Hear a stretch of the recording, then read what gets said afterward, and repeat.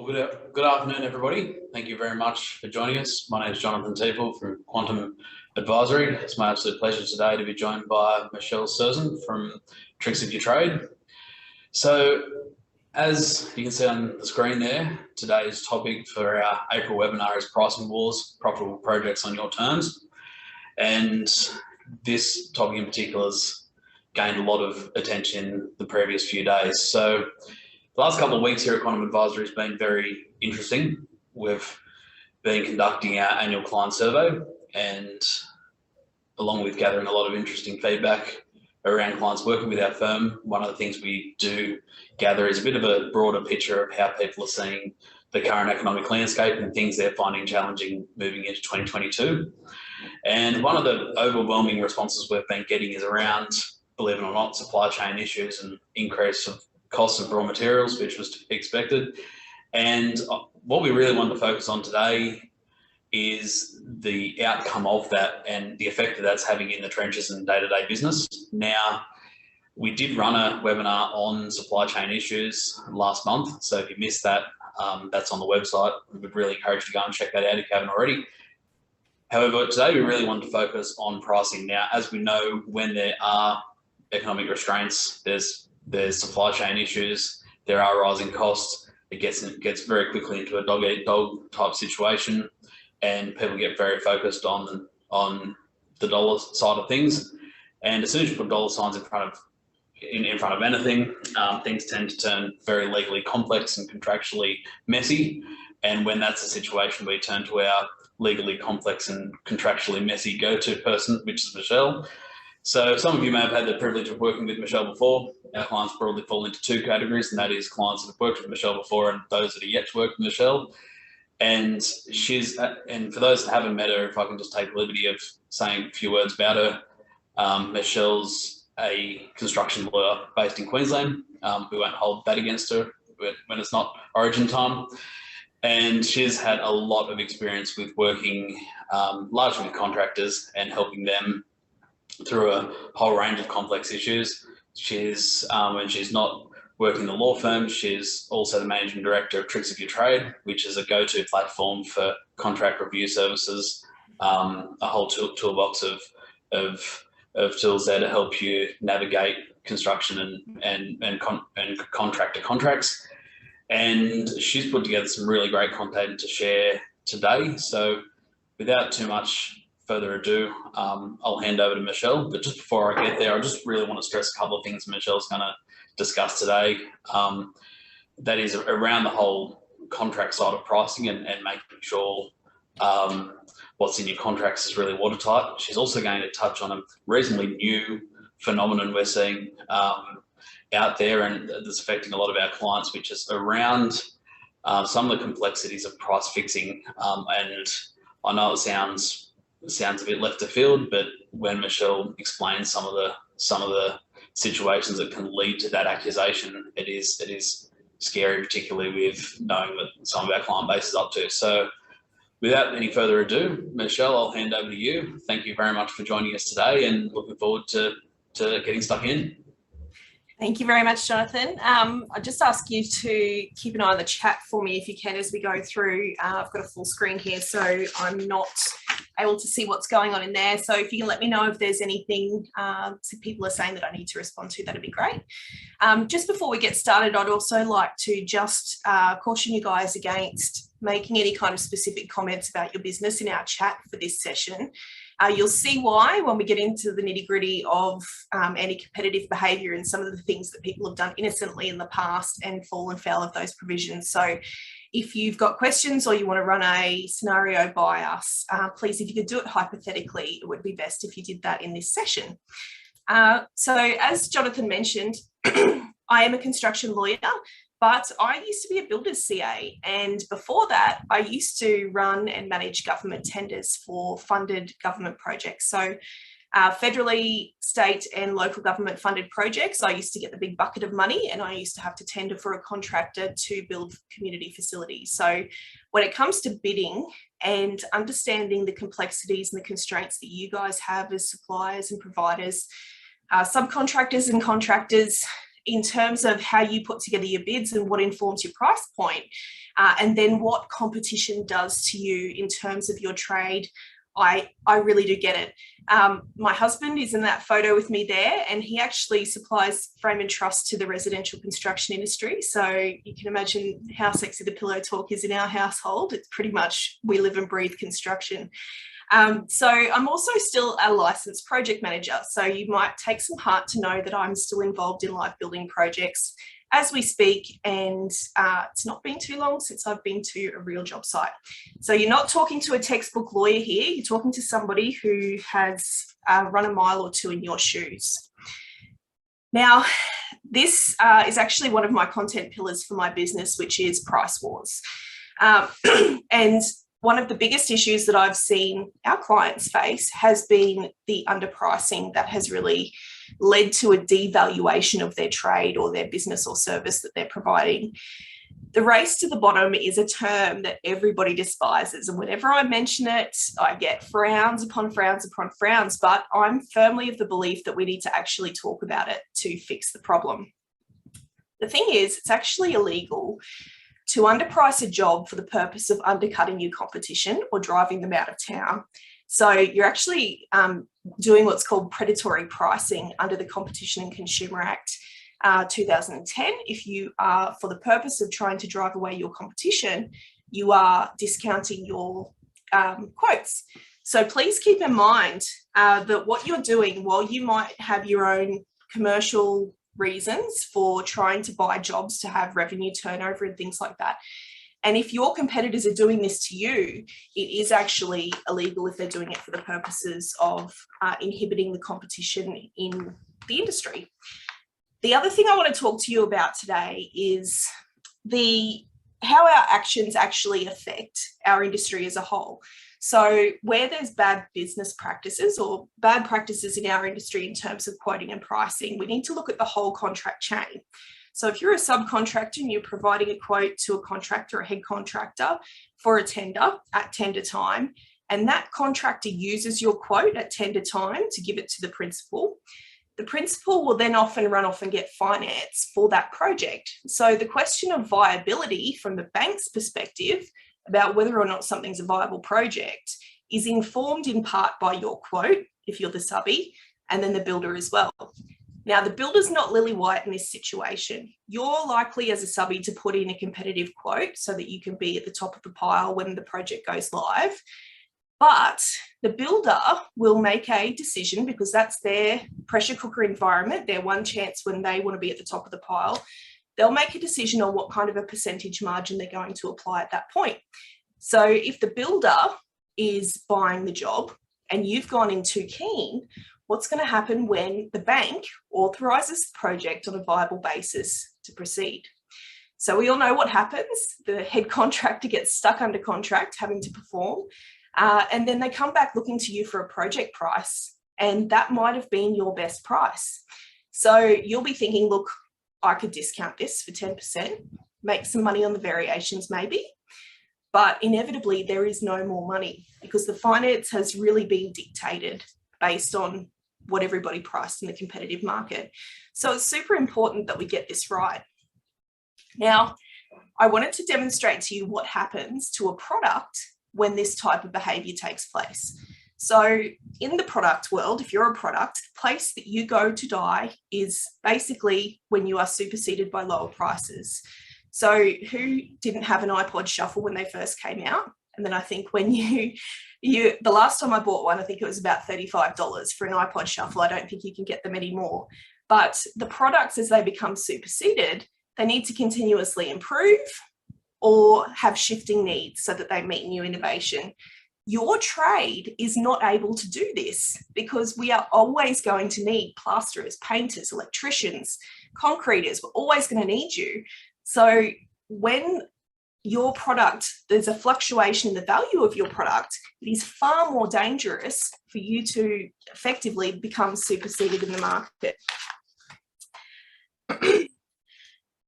So here's the thing, in terms of being here to stay, we need to have a conversation about the value of our product in the market, but there are some pitfalls along the way that we need to be careful about. The one thing that I will thank COVID for is that everybody at the moment is a little bit uncomfortable. And I think Jonathan's feedback statistics really have indicated that the volatility of the material supply in the market at the moment has left people feeling sick in the stomach. So my thoughts are, if we're already feeling a little bit uncomfortable, now might be the time to do something about it. There's been a situation where if jobs have been bought or you have effectively signed a fixed price contract, you will be stuck under contract to deliver for the price that you signed up to. That's why we're seeing residential builders struggling the most at the moment. We're seeing subcontractors who are under contract with a builder, and the builder keeps giving them variations, and the variation rates are 2 years old, and they are contractually obliged to comply with that. So in terms of CPI, I was a little bit surprised to see that this was really the definition of this, because when I thought of CPI, I thought of CPI as something that is the general cost price or consumer price index for everything in the world, but it's not. It actually, the CPI relates to the measure of a basket of goods and services. So CPI relates to your trade, and there is a CPI for your particular trade. Who has not seen this photograph on social media of the same pile of timber, or what you can buy for $1,000 in terms of a pile of timber? It's a really scary prospect and something that I'm sure has been on everybody's mind. But this is supposed to be the heyday.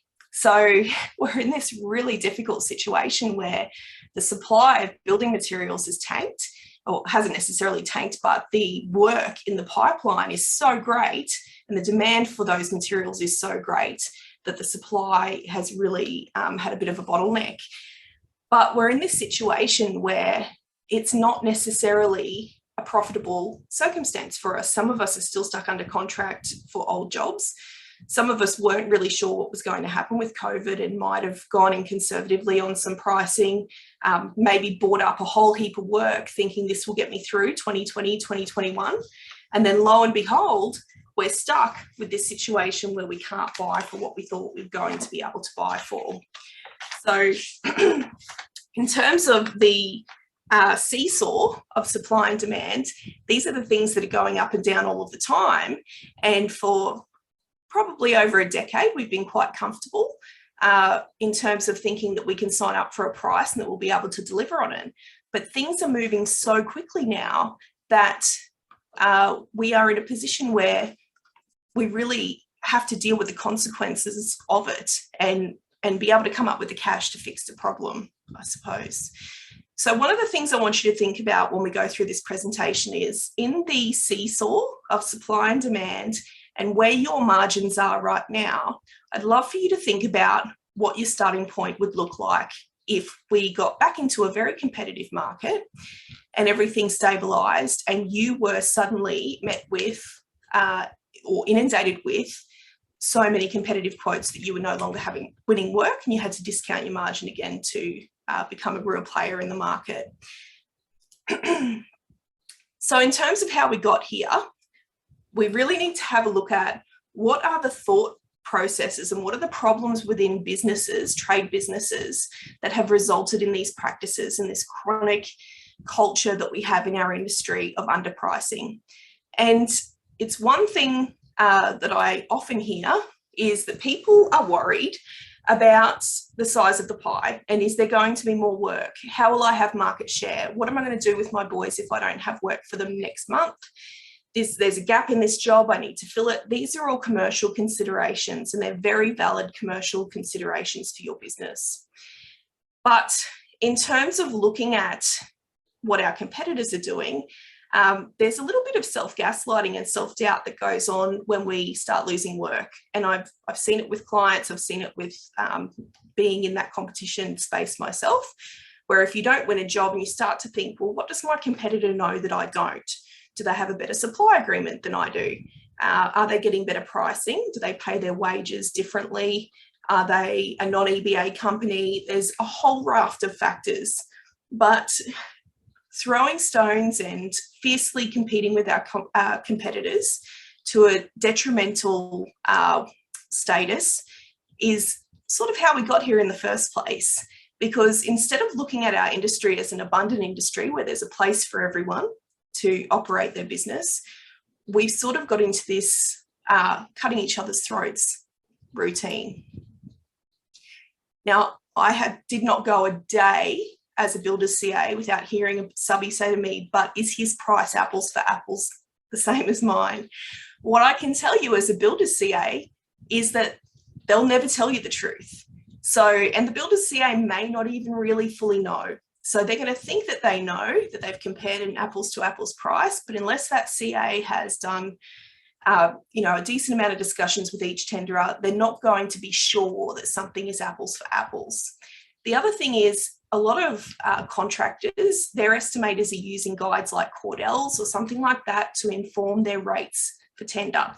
And if they didn't get a competitive quote at tender, what they might have done is they might have used their own pricing. So their estimator might have done up their own price for your trade. And then lo and behold, you come in with your price and they're saying, oh, but we've got an indication it should be here. You're not going to know if it's apples for apples. It's very unlikely that they're going to really understand the job and how you would build it. But at the end of the day, it all actually comes down to you. So instead of looking outside of your business and wondering about all these things that are happening to you, the key is to really be looking inside your business to see if you can actually do the job for the price. And there's a science behind it. Unfortunately, when we're in those situations and it's a negotiation standpoint, or we've got a big shiny builder in our face or a new customer that we've been trying to work with for some time, maybe you've spent a lot of money to actually quote that job, you're more likely to enter into a contract for a price that you can't complete. So I'm going to throw to Jonathan now. Jonathan's got a modelling tool that's going to help you understand what the actual impact is on your business if you discount a quote 10% or an arbitrary amount. Thanks, Michelle. That's excellent. And there's some questions trickling through, which we will get to at the end. So I just really want to make sure that's clear. We'll be tackling any questions at the end. And as Michelle said, just want to share something very briefly. I can't really stress enough that this is pretty basic mathematics. It's it's a sort of entry level for a lot of people. But if anything, we just want to spark the conversation and get people thinking outside the emotional standpoint of the effect that pricing is having on their business and ultimately their bottom line, and just what levers they can be pulling internally to manage that better. So, Michelle, can you see you can see my screen there, can you? Yes, I can, yes. So what we want to do is run through a very, very simple case study here. And what we're looking at, and then ultimately a lot of the levers we're looking at comes from the old Power of One conversation that many on our call today would be familiar with because we've fairly thrashed this out with our clients. But we're looking at a business here that's got $10 million of turnover, a GP margin of 30% or 3 mil, and a net profit figure there of 1.5 or 15%. Fairly straight out of the box style business. What we also need to stress here is that obviously your margin is going to be different, but what we're trying to emphasize here is just the concept. So what we really want to demonstrate with this, and as I said, it is simple mathematics, but it is something we need to be thinking about the whole time, is the leverage of volume. So instead of just thinking about pricing in terms of dollar figures on an invoice, but thinking about what that has in a compounding way over the result, over the whole business. So recently we're having a conversation with the business, and they were discussing what they needed to look at in terms of a pricing increase. Now, there were some fairly ambitiously minded people in the business that were saying that they were thinking that a 25% price increase across the board could be sustainable, providing they switched up some methods of delivery. Now, what that figure looks like is going to be very different from business to business. But let's just say they were going to implement that. The conversation then turned to what that would do in terms of customer churn and what customers they would actually lose. And there's in a bit of a workshop environment, there were some figures thrown around of, it could be 10%, it could be anything up to 30%. Some were saying that, they could retain better than that. But the conversation where we got to was there was when we finally looked at it, this business could afford to lose literally a third of their business if they could sustain a 25% price increase. Now, as you can see there, the net profit's only marginally different, but then the conversation switched internally then to, okay, well, if you had a 25% price increase, lost a third of your customers, how much better could you service the remaining 2/3 to get that to justify that 25% price increase? And also, if you were retaining clients at a higher price point, what capacity would losing a third of your business actually free up? So it became not so much pricing discussion, but a strategic discussion overall. Now I know full well that a 25% price increase is not going to be remotely sustainable in most businesses, and most businesses wouldn't be bold enough to make a decision like that, and most businesses wouldn't want to lose a third of their business either. However, due to the other opportunities that third may afford them. But I guess what we want to do here is highlight that if you are discussing a price increase, there really needs to be some science behind what you're prepared to lose in terms of business and when that actually becomes problematic, because this business had no idea they could afford to lose that much in revenue. And based on the old Pareto principle of 80-20, they could be clients you want to lose anyway. So I guess we just want people thinking before you start panicking about the clients you may lose from implementing a price increase. Start thinking about what is a genuine benchmark of clients that you are prepared to lose before you get worried, and that should be numbers based. So this is a tool that we make readily available. So if you want that, feel free to reach out to us. And then on the flip side, just want to have a look at, as you mentioned, what happens conversely if we look at discounting. So if we're discovering we're losing a lot of jobs and we're missing out, what would happen if we sort of across the board were prepared to go a 10% discount purely to win work? Then that's great. No doubt that would have some effect in the ability to win work. The scary thing here is you're looking at a 25% increase in volume just to get back to your similar level of profitability. So as I said, very obvious numbers, but you do want to be thinking about that before you rush out and make some emotional based decision that we need to get work in the door. 10% sounds like a safe sort of a number. Do you have the team resource, sales capacity and capacity to deliver 25% more work to get back in front? So what we'd just encourage everyone to do is, if you're not using a tool like this or something similar, that before having any of those pricing conversations, make sure you're doing them based on the numbers. Don't make these decisions in an emotional vacuum, and get the team involved, because this here is showing the full financial position of the business. You don't have to share net profit and overheads. You can keep this at a GP. You can keep this as a GP level and get the whole team involved. And you'll often find that some of the people with boots on the ground experience will have a clearer idea of who might be impacted by a price rise and who won't be, and they'll be able to give you a very clear picture to make that decision moving forward. And the other thing too is that you don't have to take this to the overall business level. You can look at this as per product or per customer. You can break this down into bite-sized chunks and work out what the overall impact is going to be from incremental changes. So that's really all I had to say, Michelle. I just wanted to really stress that if you're looking at making price changes for the benefit of winning work, then or increasing profitability, you just want to be making sure that you're doing it intelligently. And I guess that's what, when we talk about a science-based approach, we want to be thinking about the numbers. Yeah, definitely. One of the biggest problems that we see with people negotiating contracts is that they don't have an indication of what their lowest viable price is, and they don't have an indication of what their contract not negotiables are before they even embark on those negotiations with the potential customer. So once you are in that pressure cooker environment and you've already invested the time and money in tendering for the job, you're far more likely to sign up to a bad deal. One of the things from looking at this, Jonathan, made me think of back in 2015, my husband and I moved to the Gold Coast, and he supplies frame and truss building to builders. So he's always looking at whose fencing is on what site. And there was one particular builder down there, everywhere we went, we would see their fencing. And he said to me, geez, that builder's won so much work. They must be doing so well.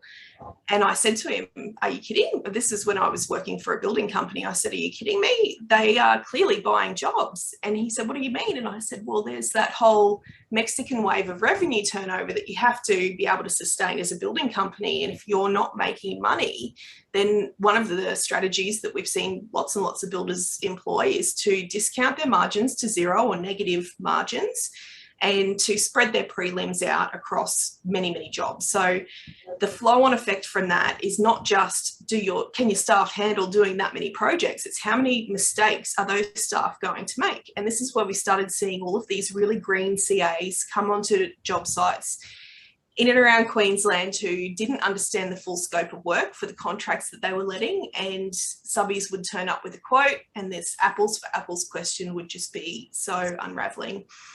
Interestingly, that builder was Condev, and they've just gone into liquidation. So a couple of contributing factors there, and please, I'm not privy to the details of that liquidation, so that's not an informed comment here. It's more just a general observation that they won a lot of work.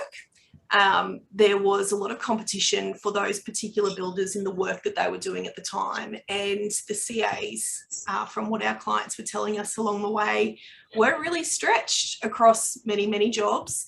And then the Queensland government brought in provisions where builders couldn't hold retentions in their bank account anymore to prop up their cash flow. So a little bit of a perfect storm comes along COVID and material price increases. Lo and behold, the pressure was just too much.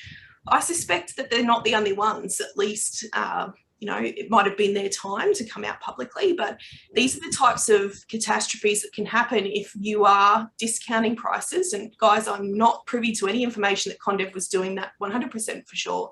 I just wanted to give you an indication of one of those really coincidental conversations that we industry people had at the time. I'm just going to grab my screen back. It looks like Jonathan. You should have put that full side on the share market, Michelle. Oh, should I? I don't even know how to use the share market. I just want to say one more thing before I hand back, and that is we mentioned in a supply chain webinar we did last month, where we said if you're reviewing your financial reports regularly, that your margins aren't a canary. They're not the whole canary in a coal mine analogy, as in if they're just starting to show up in your GP and net profit margin, you are too late. So I just really want to stress the importance of whether you use a tool like this or whether you've got some other approach, that's fine. But the main thing is to be having the conversations regularly at the moment so that you're well ahead of cash actually hitting the bank account.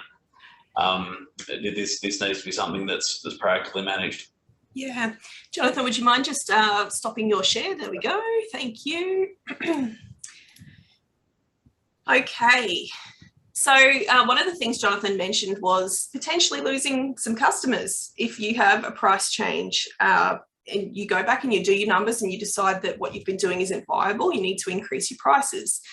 One little comment my husband made when the material price increases started coming through from suppliers, because obviously he was copping some flack as a sales rep for a building supplier, and I would have a good jest dig at him about, suppliers aren't missing anyone on these price increases. And he said to me, are you kidding me? We have lost jobs over $50 for the last 5 years. Every single person, all of our customers were so fickle they would change suppliers over $50 across a job. And now we are clawing back margin that we have had to give up over years and years and years of being beaten down on price. And I thought, well, that's one view. Look, it is unfortunate, but what has been concerning me is that subcontractors and builders don't seem to be clawing back that margin that they've had to lose as well. So there's definitely an issue here with price viability in the market. In terms of pricing, when you do increase your prices or you change your prices, there's this theory called price transition shock. Now, I had a business coach who told me about this one year, and I'm sorry, but I can't cite whose theory this is. I know it's not mine, I'll tell you that much, but if you look into it further on the internet, I'm sure you'll find articles about it. But basically, price transition shock is where you change your pricing and you change the way you deliver things and you become attractive to a different type of customer. So one example might be if you're an EBA or a non-EBA company. Obviously, EBA companies are going to have bigger overheads and they're going to have bigger operating costs. So their overall pricing would be higher than a non-EBA company. Likewise, if you have a very big company that has lots of branches, things like that, but might be very highly reputable, you're going to attract a different type of customer.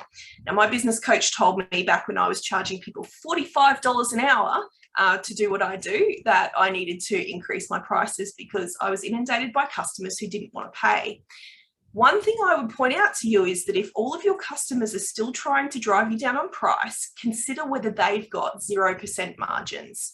And then are you actually attracting a customer that is not viable for you to work with in the long term? Because if their business practices are so poor that every time they're tendering and winning a job, it could be that their price has informed the principal's bank in terms of how much that project is allowed to be built for.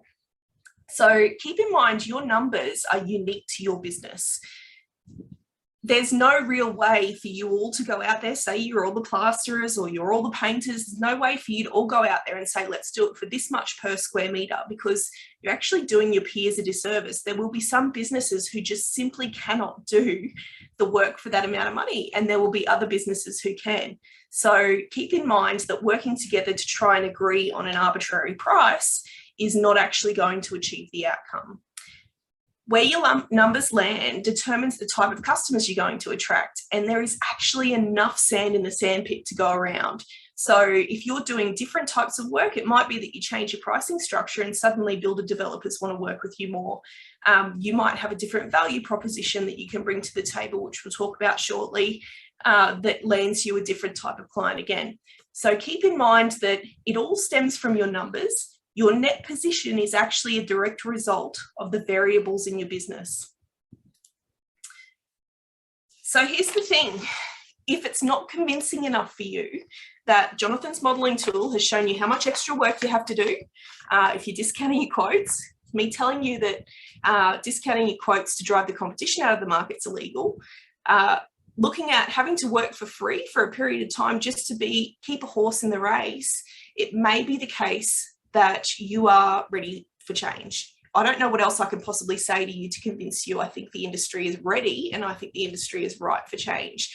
So we're already feeling uncomfortable with what's going on with COVID. I would really love to think about how, like it or not, change is happening to us and how can we actually redirect the narrative so that we can start to change some perceptions about what's going on with pricing in the industry and what our competitors actually mean to us. Now, guys, this can get into dangerous territory. This is actually a snip of a post that I took off the ACCC website. So I just publicly posted on the ACCC website. And this is a little story about a couple of roofers who, after the Sydney hailstorms, were absolutely despairing over the ridiculous pricing, low pricing in the industry and the underpricing. And they had this seemingly innocent conversation on Facebook. So this guy, and please, I don't know these guys personally, I've taken this off the ACCC website, but this guy, Mark, says, I think this latest storm is the perfect opportunity for the roofers of Sydney to increase prices across the board as a standard that doesn't decrease. So you can see the frustration. Finally, there's been a catalyst. They've said, look, this is our chance. We've been pricing for so low for so long. Brent replies to him, I got contacted by an insurance company saying they want us to remove supply and install for $55 a square metre.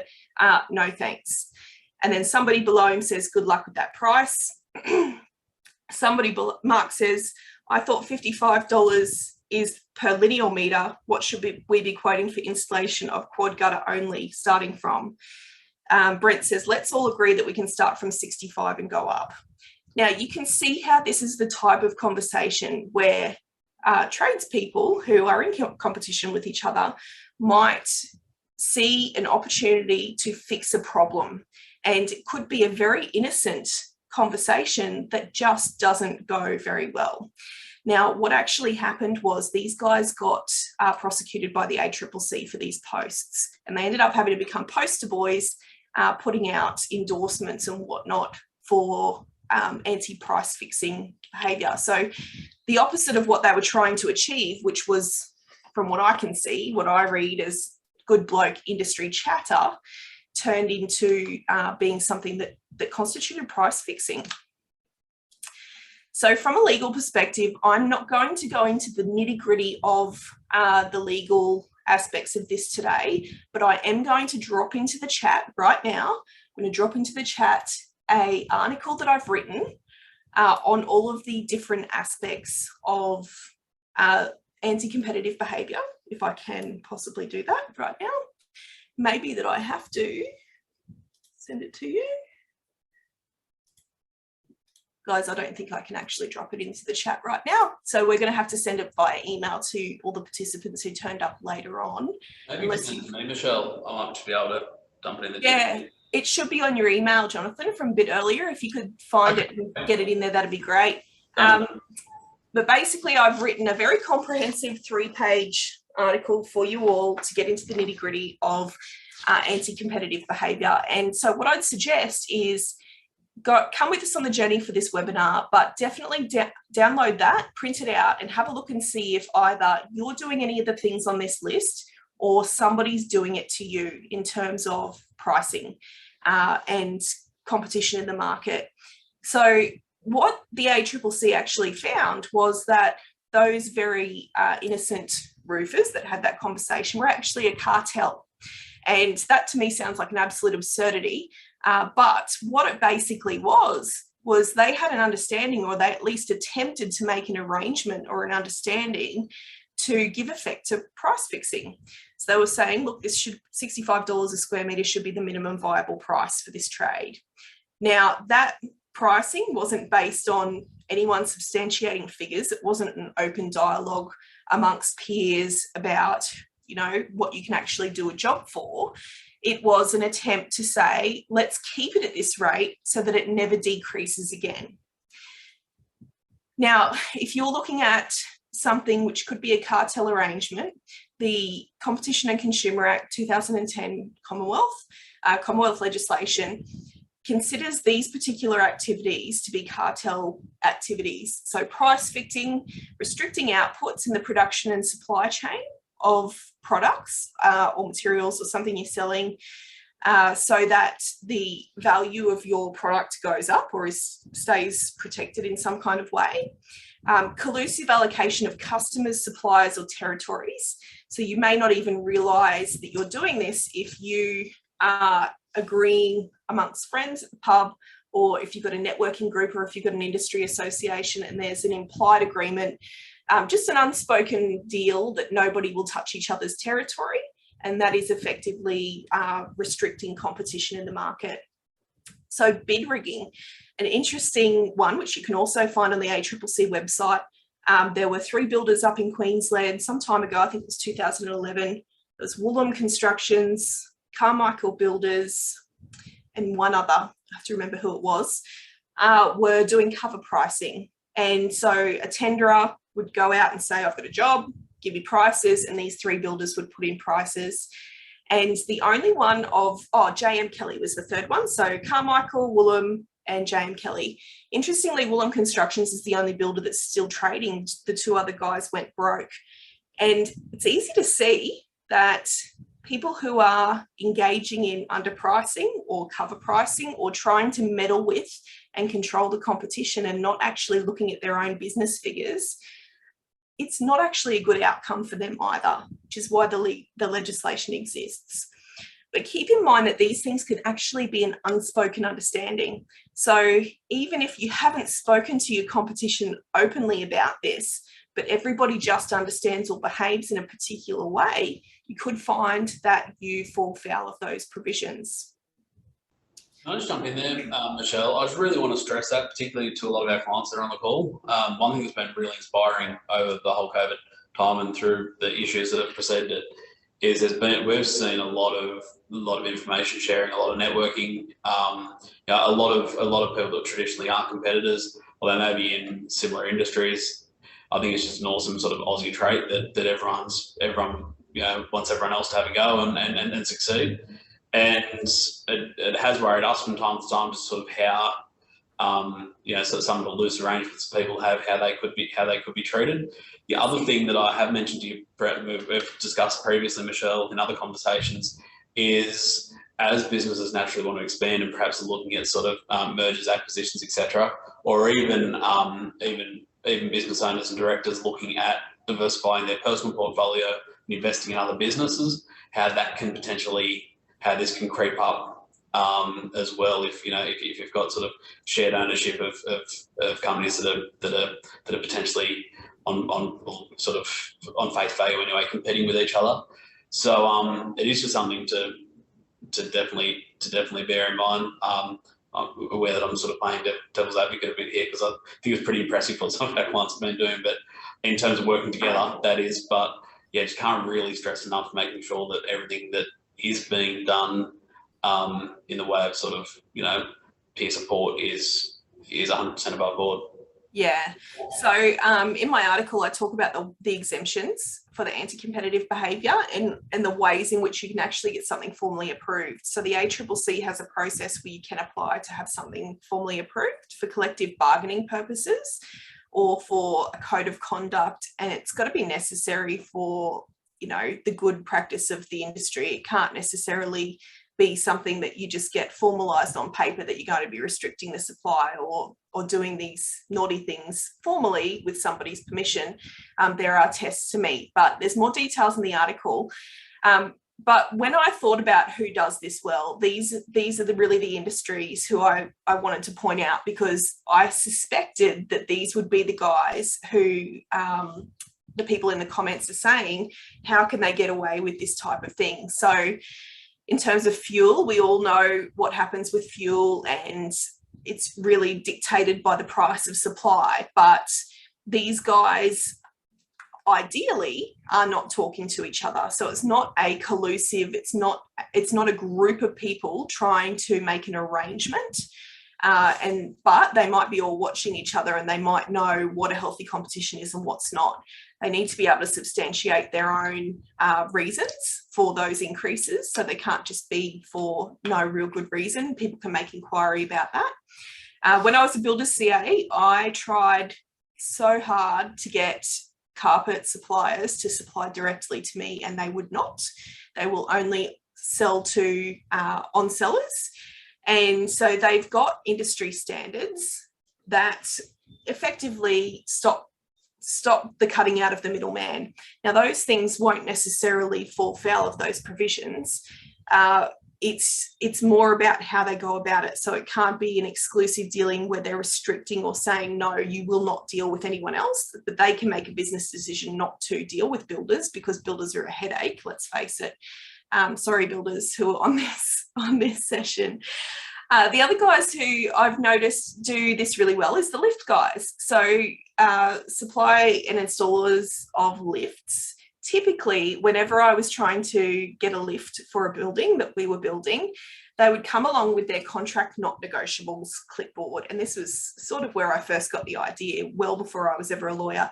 And they would come along and say, no, we never sign contracts that have these provisions. Doesn't matter who the customer is. These are the terms on which we trade. And so it's a different kettle of fish for you to say, these are the terms on which I trade, rather than I'm not trading with you unless you only let me trade with this other person. So keep that in mind, but that is one of the ways in which you can make a concerted decision on who you work with and how you work with them, is having contracting not negotiables. So I'll go into that a little bit more shortly. I've got two very young kids and we pay a lot for childcare. And one thing I've noticed is every time our rebate goes up, the childcare provider finds a very good reason to put the fees up.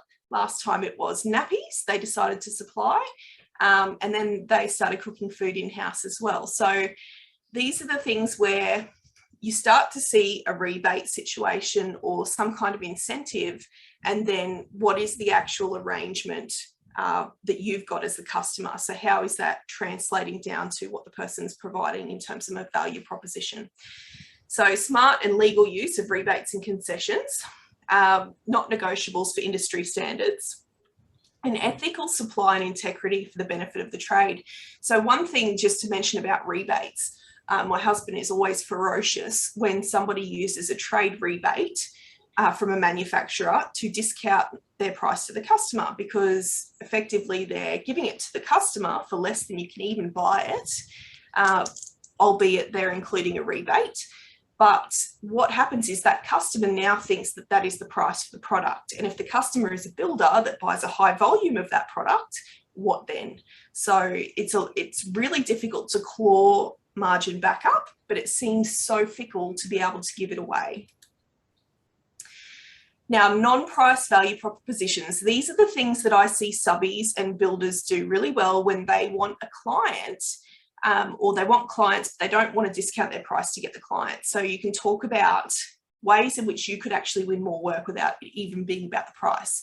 Now, as somebody who has dealt with a lot of government tenders, I can tell you that there are circumstances where there are non-price criteria that come into play.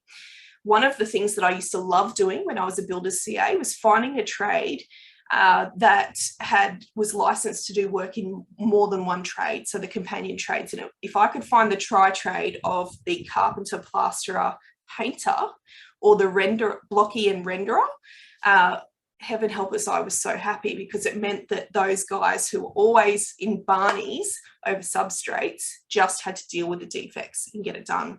So if you can offer a value proposition in terms of solving a problem for one of your customers, and that problem doesn't have to be price, those conveniences can be worth their weight in gold.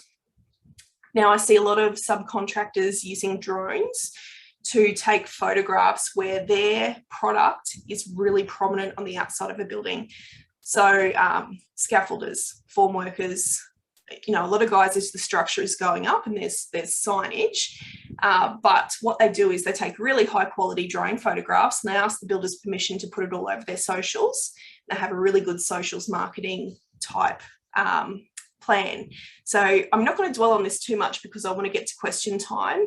But basically, if you can fix a problem, make something easy, tick a box because you've got ISO certification or you've got some special thing. Trust is a huge big thing. Becoming an expert in something in particular. So fire rating is always a good one. If you've ever got a subby that is an expert in a fire rating issue, it's always peace of mind for a builder that that's not going to come back and haunt you. Now, how to manage rise and fall. And I saw a question in the Q&A chat box as we were presenting that should rise and fall clauses become the done thing again. I'm actually hearing that builders are really negotiating hard to have rise and fall clauses in their contracts now, which is a great, great thing. And it's definitely something that we've been recommending to subcontractors in terms of negotiating contract terms as well. But how to manage rise and fall up the chain and down the chain, there's actually some other ways that you can do it in your business.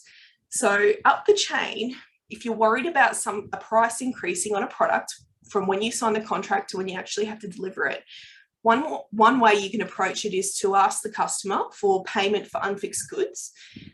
It might be that you sometimes have to give an increased retention amount for the unfixed goods. So you might have to give an extra bank guarantee. This is actually the way that lift operators work all the time. You have lift bank guarantees and then you have a main bank guarantee for your subby.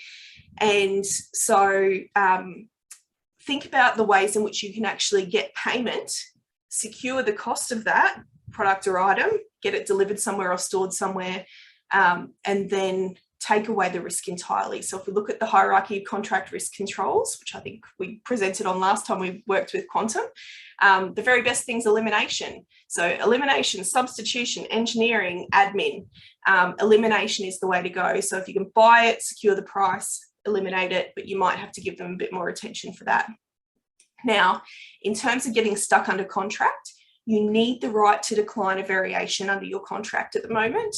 If you sign a contract that does not allow you to have the right to decline a variation, and the contract provides for the method of valuing variations by looking to rates or prices stated in the contract, and those rates or prices are a year old, then you will be required to do that work using the methodology or the rates and prices in the contract. So unless you've got an express right to decline a variation, most contracts will say you must comply with the direction. A direction will be defined to be a variation direction, so keep that in mind. Carefully consider having a schedule of rates in the contract or not having one in there.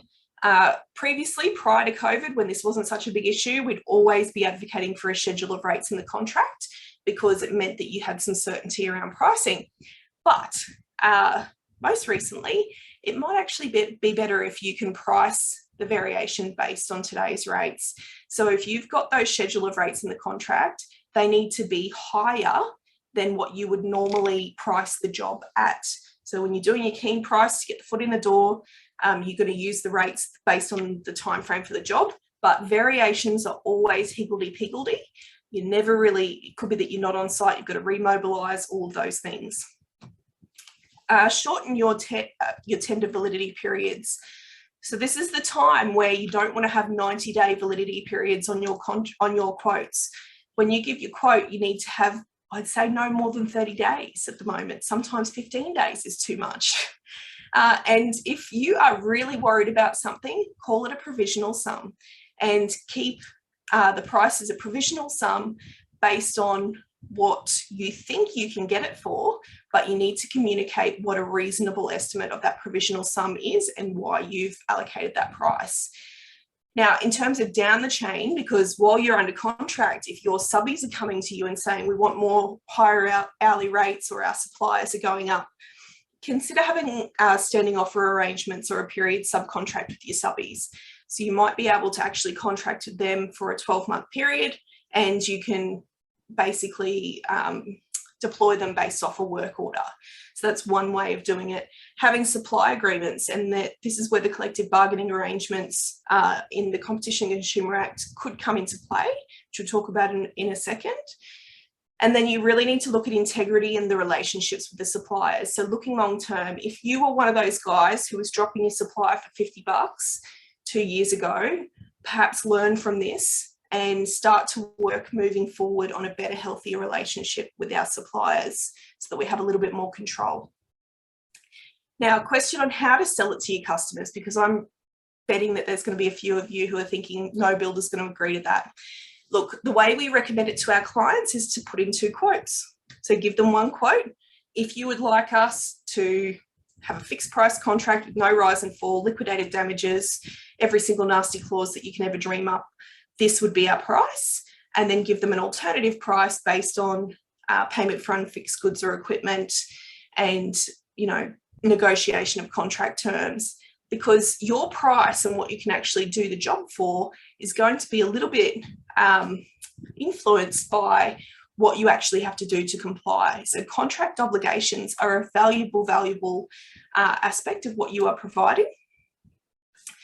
Now, in terms of anti-competitive legislation, looking at what we should and should not do.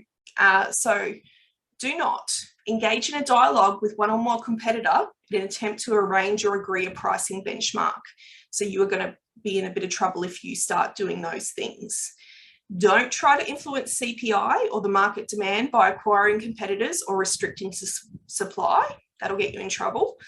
Don't engage in misleading marketing activities that result in geographical area or a group of customers being funneled to a predetermined supplier.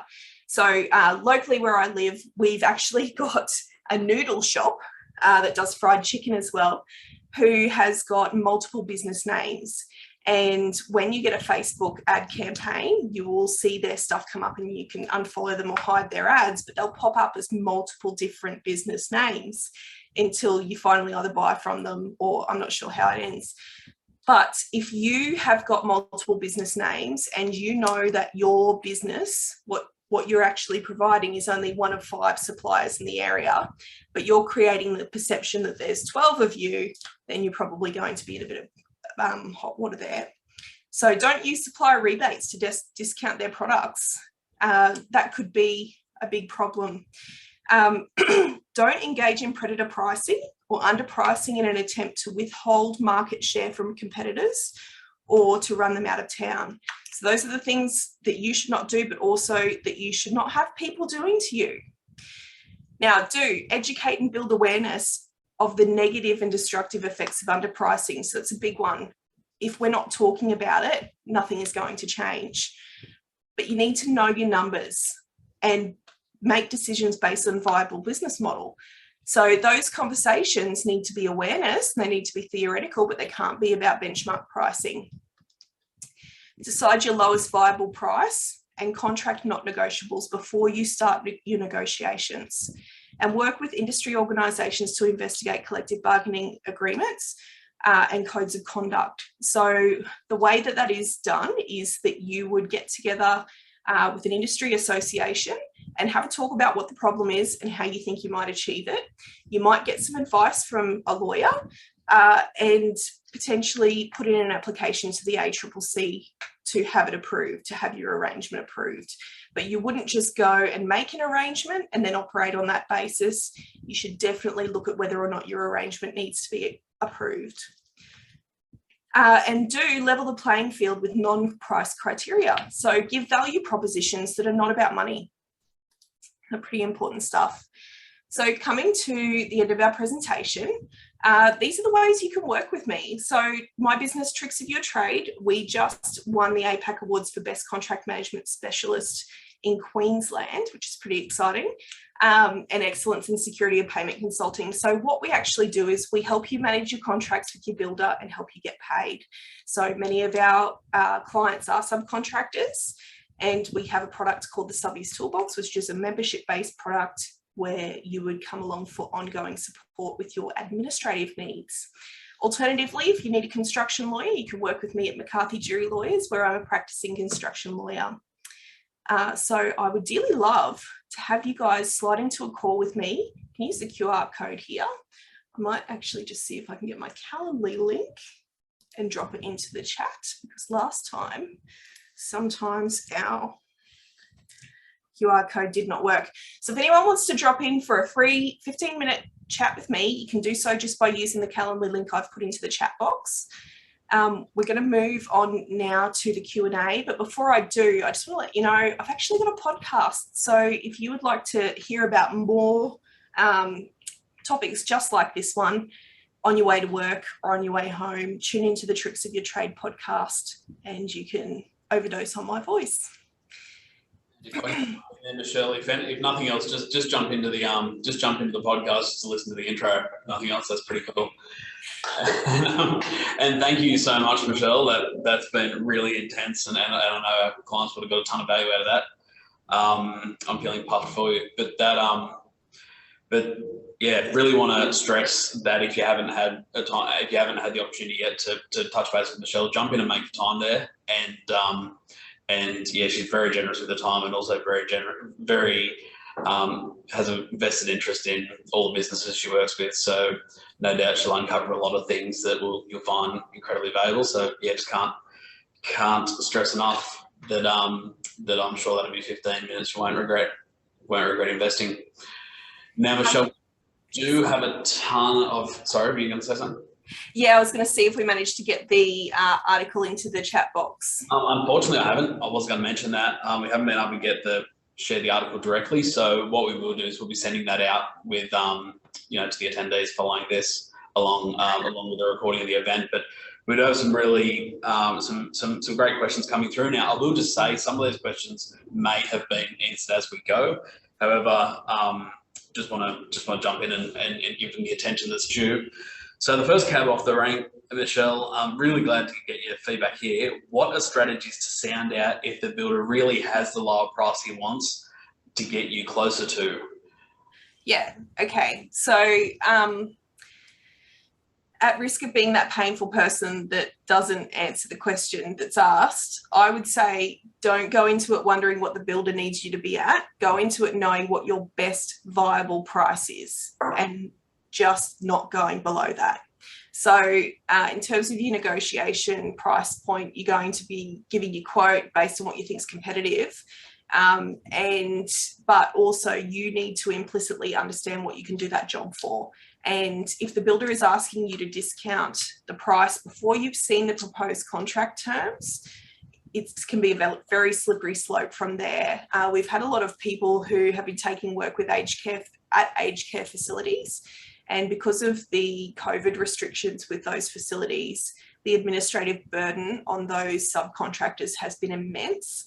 So that's just one example of where suddenly you might find yourself with a contract that you've heavily discounted, you've got no real meat in it, and you're spending 5 to 6 hours a day doing admin just to get your boys to get down there to do some work. So yeah, some strategies in terms of feeling your builder out. I think you should just be proactive in communicating to them that that's your best price, and then be consistent with your behavior and do what you say you're going to do. Because if you say, no, that's my best price, and then you discount it, you've set a precedent into the future, and the builder will always remember that you did that. When I was a builder CA, I used to work with the estimators at tender on the jobs we really wanted to win, and we would get the subbies in who we thought might have had a little bit of meat in their price. And we would say to them, listen, we really want to win this job. We're going to use your quote. We need to know, is this your best price? And if we found out later that they would have discounted it, we never would have trusted them again. So there's that whole trust factor. That's excellent. I think that answers it well. Another question here, which is probably as long as a piece of string, and this is probably a very difficult one to answer, but and you did touch on this concept earlier. If a contract is signed possibly 6 months before we commence work and we are hit with unexpected price rises to supply, what avenues are there to request a price increase? Yeah. I know you touched on some of this earlier, and it's, as I guess, a bit difficult now looking at it after the fact, but what are your thoughts there? Yeah, so the first thing you want to do is you want to see if you're entitled to delay costs. So if it's been 6 months and you didn't commence 6 months ago, you're probably time barred from doing anything about it. A lot of the Australian standard contracts, and even the heavily amended Australian standard contracts, will give you a right to delay costs, but you need to contemporaneously claim them. So if you are not starting on site, or the builder's looking nowhere near ready to have you start on site, not only are you at risk of liquidated damages, because clearly you've got 6 months less time to do your job, you need to actually be putting in notices of delay, claiming extensions of time.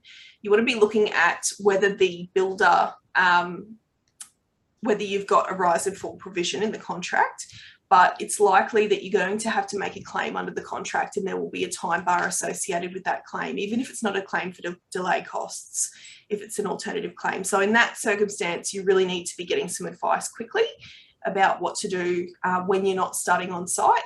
And unfortunately, if you've left it 6 months down the track, it's likely that your options could be limited.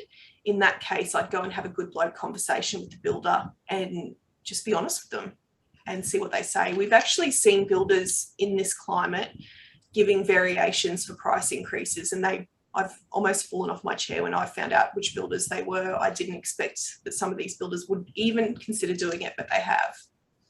Yep. Okay, awesome. Well, I think you know who you are, who asked that question, so you know where to go for help now. So perhaps jump on and have a chat with Michelle ASAP. Okay, so we currently request LDs to be capped at 20% of the contract sum and accept most other contract clauses. If a builder can get our opposition to agree to anything, including ridiculous warranties, how do we combat that? If a builder can get what, sorry? If a builder can get our opposition to agree to anything, including ridiculous warranties, how do we combat that? Yeah, so look, the first rule of negotiation is you need to be willing to walk away. And you really should know your not negotiables before you walk into those conversations. If your competitors are willing to agree to those things, that is what they call the Darwin Awards. And there is a natural attrition process that will take place. So let your competitor have the dodgy job. And at the end of the day, if the builder is hoodwinking you or just telling you that, which is likely, that the builder's just telling you that to get you to agree, if you're willing to walk away and you turn on your heels and you start to go and he's going to back down, then he'll back down. But once you've been through that Mexican standoff, so to speak, then you'll be able to point back to that contract in years to come. So if you guys deal with each other for another 10 years, you can say, but you let me have it on the last one. And that's the same trick the builders play on the subbies, is you let me have it on the last one, or you didn't need to change all these things on the last contract. To which your answer should be, I'm smarter now and I don't agree to those things. That's excellent. This one was asked in the early stages of the discussion around cartel conduct, so I think you've probably covered this one well, but the question is, could an established networking group ever be seen as price fixing and collusion? Obviously, we've got that white paper coming out, but any brief thoughts on that? Yeah, look, having an organisation that talks about industry problems is not in and of itself price fixing. However, if an industry association or a networking mob of people reach an agreement or an implied agreement, or if you talk about minimum rates, or if you talk about all approaching something the same way, then you could probably be tipping into an area of concern. When you see my white paper, you'll see that there are a whole raft of categories that you could go wrong with, and it's a really good checklist exercise just to go through to see, do we talk about any of these things? But there is a very productive way that your industry associations or networking groups can actually work together. Let me give you an example. I've always hoped for our industry that there would be certain trades who would work together to level the playing field in terms of the contract terms they sign up to. So, for example, if you're a scaffolder or a form worker, or if you're hiring equipment to a builder and you're not actually doing building work, such that when you're finished your job, there's nothing left on site, you certainly shouldn't be up for liquidated damages, a defects liability period retention in consideration for defects. So there's certainly an opportunity there for everybody to agree on standard terms, and it could well be that that's a code of conduct that your industry or your trade, your industry association can help you advance to make an application to the ACCC for something like that. So please don't think that networking or having conversations about this is a bad thing. I think it's a very good thing, but you need to just make sure, and the checklist will be, am I trying to coordinate something with a competitor to better our position together? And if it feels a bit shady, then go back to the white paper, check to see what you think you might be worried about, or just book in for a 15-minute chat. Awesome. Okay, so another question. What is the best way to combat open-ended time and cost variations in contracts? Yeah, so open-ended time and cost, you really need to have the ability to decline a variation. And then you need to, the second thing is to make sure that the method of valuing variations is not locked into rates that are fixed for a period of time, a very long time ago. It may well be that you need to put some fat in those rates into the contract because you don't know what's going to be happening in 12 months. You don't even know if you're going to have resources. It's one of my bugbears that subcontractors typically will sign up to contracts that don't give them a way out, and don't give them a right to decline a variation, even if doing the variation is going to inhibit their ability to comply with their other obligations under the contract, like to complete before the date for practical completion. And in terms of delay costs, typically there'll be a method for valuing those under the contract as well. So looking at that. Excellent. Okay, and then we've got one last question for the standard Q&A, and there's a couple of them popped into the chat box as well. But I really like this one, and that is, Michelle, what is one clause you would always include in a contract? People always ask me this. There's not just one clause.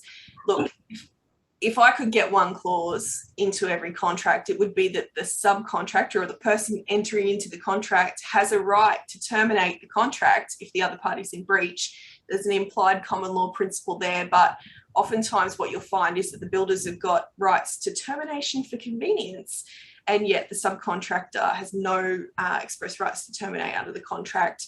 But the favourite of mine at the moment is the right to decline a variation. It beggars belief that somebody would be stuck under contract. We actually had a plasterer / carpenter recently was directed to do a variation under a building contract that was 6 months into a 12-month DLP, and the variation was a whole new building. So the principal had seen the price increases, gone back to the builder and seen an opportunity to direct a variation to the builder. The builder had come back down the chain and said, here you go, mate, you can do this new building and we're giving you a direction. And our guy was like, 6 months down the track, we are elsewhere. We don't have the resources. We can't do it for that price anymore. But he was stuck under the contract. So, yeah. Well, that's a good one. Okay, everyone make note of that. Now, there's a couple of popped into the chat box as well. The volume increase is the actual product volume. I'm assuming it's referring to the tool. That's correct. There's also a couple of questions there about getting hold of that calculator tool. Yes, we can get that to you, no problem. Brent has asked, with current situation, what recourse have big builders got to up the pricing / variation to pricing back to the client? It's a good one, Michelle. What are your thoughts there? Probably the same rights you've got, because a lot of head contracts require the builder to back the subcontract conditions as well. So if the builder's gone in really lean with a 0% margin and has tried to buy the job and has been too scared to negotiate better contract terms, it's very likely that the builder has no right as well. So what recourses have big builders got? Well, depends what's in their contract. Okay, another question here from Fad. If the prices of products are increasing after every 3 months, what should be mentioned in the quotes? Yeah, look, it's a really good idea to qualify things on your quote, that your quote validity period is either very short, that you've got the right to decline any contract that's offered to you. You want to make sure that you are not starting work on site without signing a contract in this situation, because if you've given a quote and then the contract is offered to you, 9 times out of 10, the contract document will expressly say that it overrides any prior quote, and it could be construed that you've agreed to those later terms. So in terms of what your quotes should say, at the end of the day, if you sign a contract document, your quote is very likely to be superseded. So anything you've got on your quotes that you really need to have in your contract needs to be included in your contract. So whether you attach your quote in there as part of the contract, but keep in mind the operative provisions might put that so far down the order of priority that what's written on your quote is not the prevailing term anyway. It's really a process of having a contract review.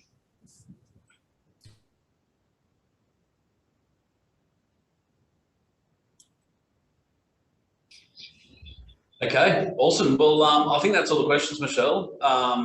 Thank you once again so much for your time. As always, if anyone hasn't had their questions answered, well, please reach out to Michelle directly. I know you'll find it very valuable. We can finish on a positive note.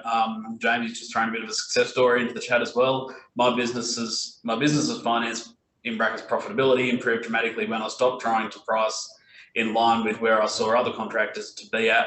It also allowed us to deliver the service and product we're proud of and is what sets us apart. So yeah, awesome message there, Jamie. Thanks for sharing. I was speaking to a business owner the other day and they were saying, and I thought it was very impactful, that there's no point, if you can't be the cheapest, there's no point in trying, as in you don't want to be known as second cheapest. Bunnings' tagline probably wouldn't be as impactful if it was second lowest prices at just the beginning. And so they said, look, if we can't be the cheapest, we're going to be the most expensive, and we'll switch up our strategy to see what we can do to become the most expensive. So yeah, brilliant parting words there, Jamie. And I just want to say once again, thank you, Michelle, for being so generous with your time. Thanks for joining us today. I know our clients network find it really valuable. And anything else to say, Michelle? Yeah, no, I thank you for having me. One of the things that you should know is that your customers know when you're the cheapest price and they see you for the cheapest price. When I was a builder CA, I remember working with a construction manager. We had a job that we were letting trades for, and one particular subby that was quoting was about 40 grand cheaper than everyone else. But I had another guy who I really trusted, who I really wanted to do the job. And I went back to him and said, this guy's price is this, how come you can't meet it? And he said, you can't do the job for that. This guy will go broke if he tries to do this job for that. And I went back to the construction manager, and the construction manager said to me, Michelle, take the cheapest guy, but get a director's guarantee. So that tells you effectively what your builder's circumstance is. If they are scraping the bottom of the barrel and they're using you because you're the cheapest guy, what does that say about you if you want to be the cheapest guy?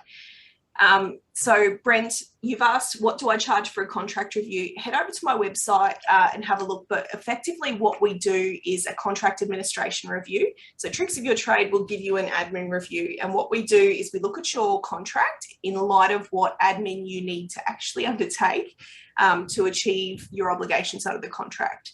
So giving you notices of delay, extensions of time, claiming variations, your reporting requirements, whether you've got the right insurances, whether your scope of work marries up, whether you've got QA in place, all of that. In terms of a legal review, I can do a legal review of your construction contract with the law firm, but we really need to give you a fee estimate for that based on how big the contract is and what's involved.